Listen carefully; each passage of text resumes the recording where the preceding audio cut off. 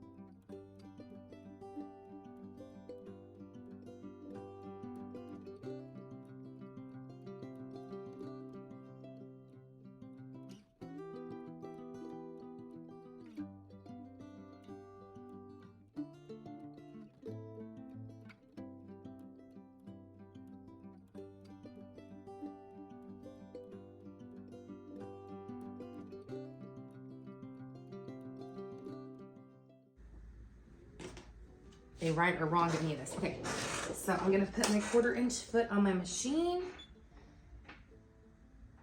And now the next step is just to sew all of these strips together in pairs. So I'm gonna take one of these jelly roll strips and open it up. And I'm gonna take the one that I picked to go with it. And I'm just gonna put these right side together. And I'm gonna sew down one side. It doesn't really matter which side, but I need to make a bunch of strip sets. So I've gotta sew all of these together into sets of 2 strips. And then we're gonna have some fun cutting with the triangle ruler.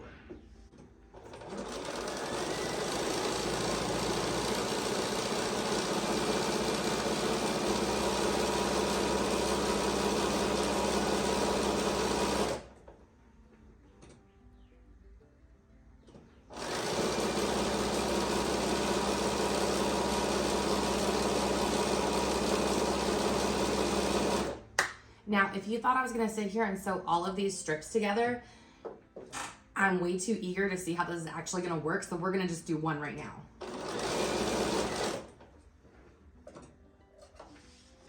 Okay, so I have my first strip set here. I'm gonna put all my other pairs to the side for right now. I do love all these beautiful colors. Okay, set these away for a minute.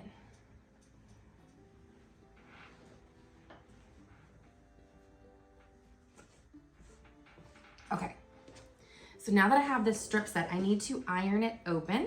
So I will first iron to set the seam.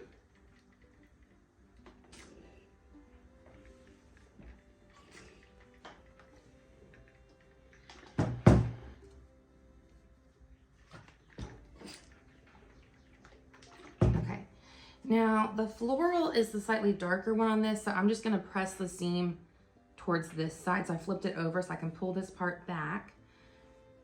And I will finger press it first to help make sure it's going the way I want it to go. And then I will come in with the iron.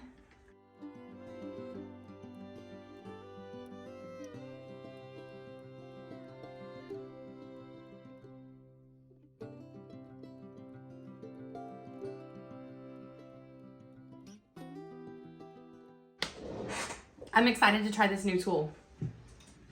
Okay, I gotta get the plastic off of this. I haven't used it yet. I think that is one of the fun things about quilting is you do get to play with fun gadgets. Okay, so this was the Creative Grids non-slip 60-degree triangle 8-inch finish, but ours are not gonna go to 8 inches. Okay, it's already flat here on the top. So what I'm gonna do, I'm gonna take my strip set and lay it down on my cutting mat. I'm gonna take my 60-degree ruler. Oh, it has these little grippy circles, and it's grippy along the edge, and there's a grippy part here along the center, along the edge, and then there's like a couple of dots of like a grippy texture. So that's interesting. That's different than some of my other rulers I have. It's nice. Okay, I'm gonna line this up so that the top is going right to the top. And then I'm gonna cut this. I think I'm gonna have to stand back to be able to cut from the other side. Okay, so now I'm gonna cut this way. Okay. So now I have a little piece that looks like this. And I'm gonna keep cutting these out. I'm gonna do now, oh, it's sticking to my mat because of the grips. Okay, I'm gonna rotate my ruler around. I think I'm gonna have to turn the strip because I'm right-handed. There may be a way to do that, but I think it's gonna be easier for me if I just rotate that. Okay, I'm gonna put this on here, and now I'm gonna do a cut going the other way. Now, what you'll notice right away is that these are reversed to each other. So this one has the pink at the top and the white and green on the bottom, and this one's the reverse. So we're gonna make 2 separate piles, one for each type of strip. I'm gonna turn this around. Let's see here.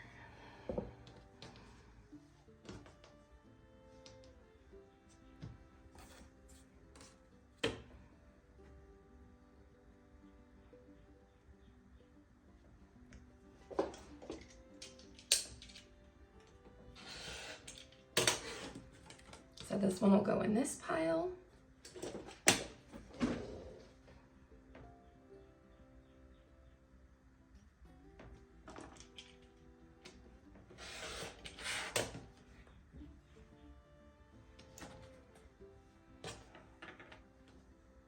That's my waist.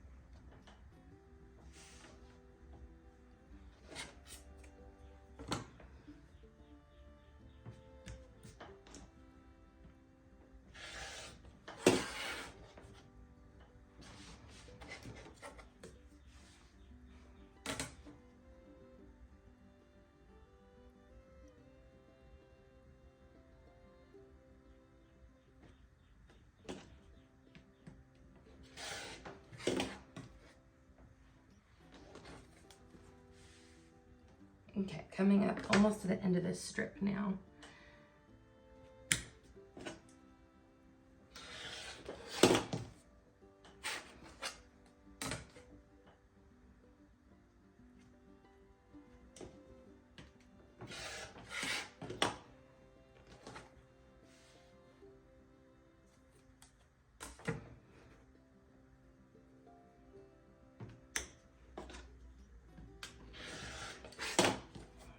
I don't know if now they get one more. No, this last one's going into the selvage. So let me see, I should have now, I believe this should have left me 6 in each pile. Let me double check. 1, 2, 3, 4, 5, 6. 1, 2, 3, 4. Oh, I got 7 out of that one? I think I got an extra one. I actually think I only need 6 and 6. Okay, so I'm going to start putting these together. Okay, so eventually it will end up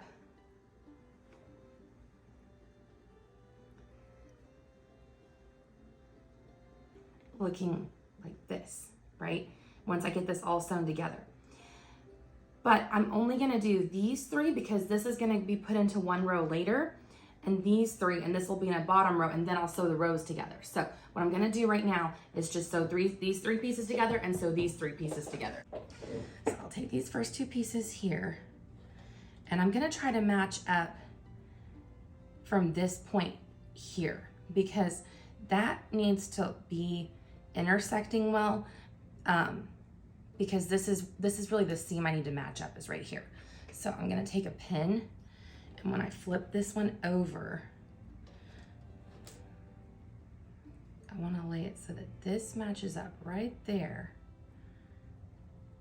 And I'm gonna pin right here. Okay. Okay. Trying new quilting techniques is fun, but it's also a little intimidating. But the only way to get better is to try to make yourself go out of your comfort zone. This is what I have to tell myself sometimes.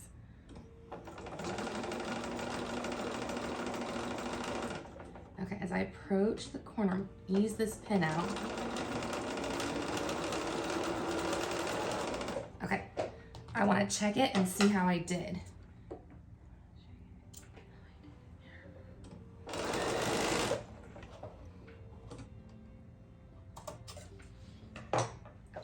Moment of truth. I'm gonna iron it and see how it turned out.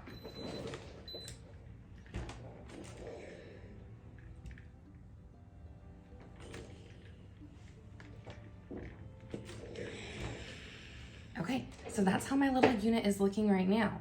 I think this intersection turned out really nicely. Okay, so I need to add one more piece onto this one.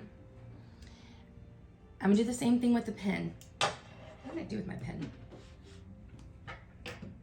Maybe I stuck it back in here. Okay, I'm gonna add this next piece on here, and I'm gonna make a bunch of units that are 3 pieces long, and then I'll get to lay out my whole quilt. So this may take a while. I will loop y'all back in when I get a little more done. I'm gonna finish this one. I'm really excited. I've seen a lot of these quilts circulating, and I thought this jelly roll would be really fun to try with this pattern. It's more of a method than a pattern.